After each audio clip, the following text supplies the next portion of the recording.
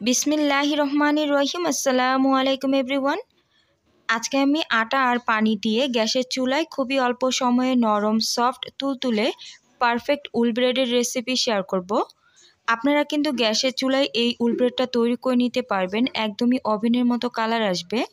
Colour আনার সকল ধরনের টিপস অ্যান্ড ট্রিক সহকারে আজকের ভিডিওটি শেয়ার করব। এই ব্রেডটা আটা দিয়ে চুলায় তৈরি করার পরও কতটা বেশি সফট আর ফ্লাফি হয়েছে আশা করি দেখেই বুঝতে পারছেন। এটা কিন্তু দেখে কেউ বুঝতে পারবে না এটা যে আটা দিয়ে চুলায় তৈরি করা হয়েছে। তো আমার রেসিপি যদি আপনাদের কাছে একটু ভালো লাগে তাহলে প্লিজ অবশ্যই একটি লাইক করবেন আর চ্যানেলটিকে সাবস্ক্রাইব করে পাশে থাকবেন।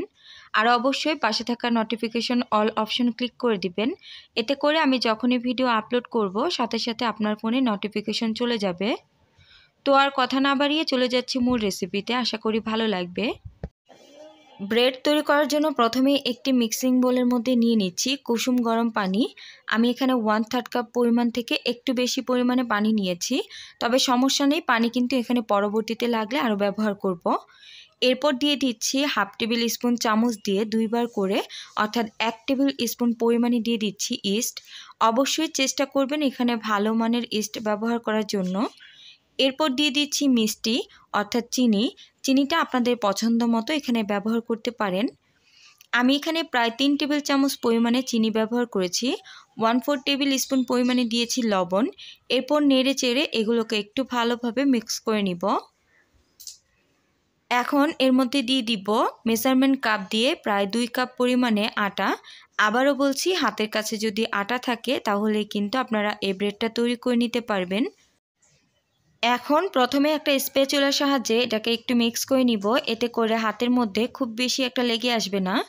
তবে চাইলে কিন্তু আপনারা সম্পূর্ণ কাজটাই হাতের সাহায্যে করে নিতে পারেন।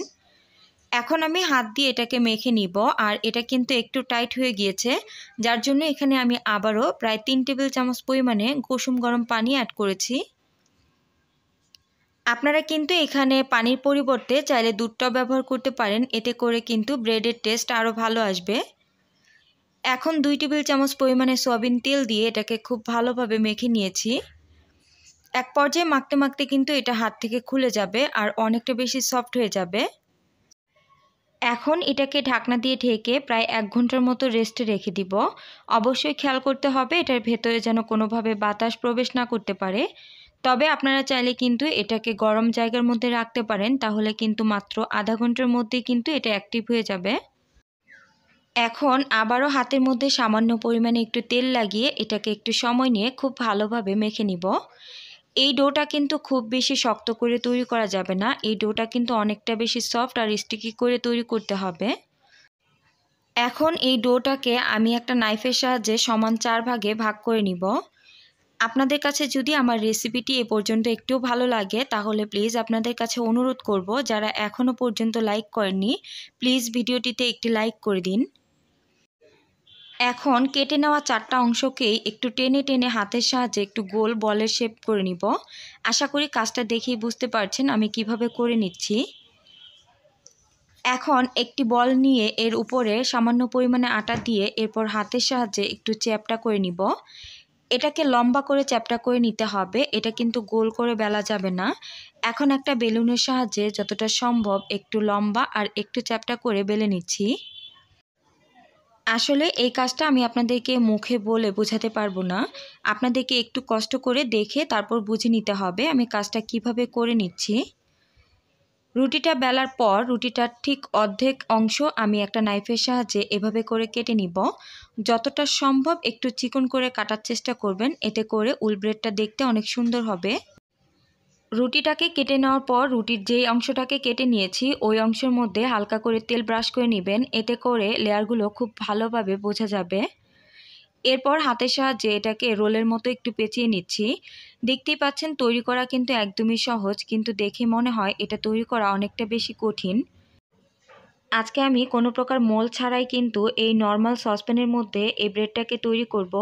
এর জন্য সসপ্যানের মধ্যে খুব ভালোভাবে তেল ব্রাশ করে নিয়েছি। এরপর এই ব্রেডটাকে রেখে দিচ্ছি। এখন আমি আপনাদের বোঝার সুবিধার্থে আরেকটি ব্রেড তৈরি করে দেখাচ্ছি। তো আমার রেসিপি যদি আপনাদের কাছে একটু ভালো লাগে তাহলে প্লিজ আপনাদেরকে আবারও অনুরোধ করব একটি লাইক করবেন আর অবশ্যই কিন্তু নিচে কমেন্ট করে জানাবেন আমার রেসিপি আপনাদের কাছে কেমন লেগেছে। আমার চ্যানেলের মধ্যে কিন্তু আরও বিভিন্ন ধরনের নিত্য নতুন রেসিপি দেওয়া আছে, চাইলে ঘুরে আসতে পারেন। আশা করি আপনাদের কাছে ভালো লাগবে। আর যদি কোনোভাবে ভালো লাগে তাহলে প্লিজ আমার চ্যানেলটিকে সাবস্ক্রাইব করবেন আর অবশ্যই পাশে থাকা বেল আইকনের অল অপশন ক্লিক করে দিবেন। একইভাবে আমি সবগুলো ব্রেড তৈরি করে নিয়েছি। আমি এখানে 4টা অংশ কেটে নিয়েছিলাম, 3টা অংশ দিয়ে ব্রেড তৈরি করেছি আর একটা অংশ কিন্তু রেখে দিয়েছি। 3টা অংশই এখানে জায়গা হয়েছে, এর জন্য আরেকটা অংশ রেখে দিয়েছি। এটা দিয়ে পরে কিছু তৈরি করে নিব। যতটা সম্ভব আলতো হাতে চেপে চেপে এটাকে একটু সেট করে নিতে হবে। খুব বেশি কিন্তু এটাকে চাপাচাপি করা যাবে না, এতে করে কিন্তু লেয়ারগুলো নষ্ট হয়ে যাবে। এখন এটাকে আবারও ঢাকনা দিয়ে রেস্টে রেখে দিব প্রায় 20 মিনিটের মতো। আর যখনই এগুলোকে রেস্টে রাখবেন তখন কিন্তু অবশ্যই খেয়াল রাখতে হবে এটার ভেতরে যেন কোনোভাবে বাতাস প্রবেশ না করতে পারে।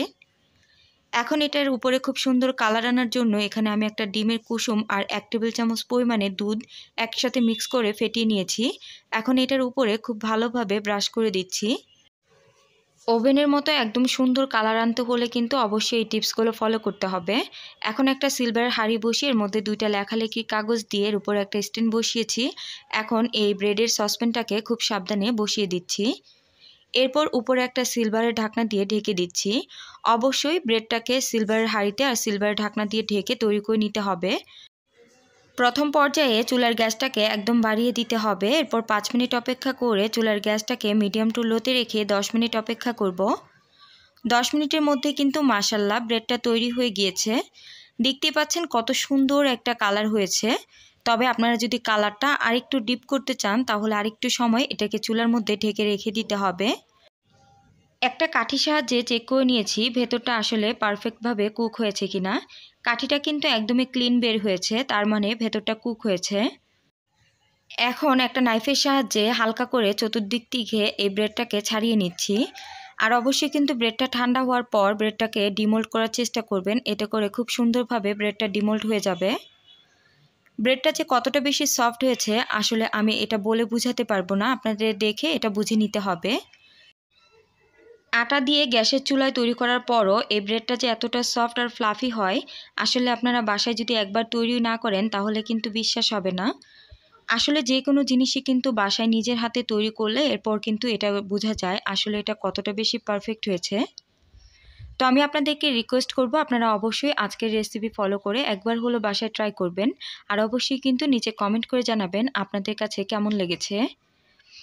আমার রেসিপি রিলেটেড যে কোনো ধরনের প্রশ্ন কিন্তু আপনারা নিচে কমেন্ট করে জানাতে পারেন, আমি অবশ্যই চেষ্টা করব আপনাদের উত্তর দেওয়ার জন্য। তো আপনারা কিন্তু এত দাম দিয়ে বাইরে থেকে ব্রেড না কিনে খুবই অল্প খরচে বাসায় তৈরি করে নিতে পারেন। আর বাসায় তৈরি যে কোনো খাবার কিন্তু অনেক বেশি স্বাস্থ্যসম্মত হয়। তো আমার রেসিপিটি দেখার জন্য সবাইকে অসংখ্য ধন্যবাদ জানিয়ে আজকে বিদায় নিচ্ছি। আল্লাহ হাফিজ।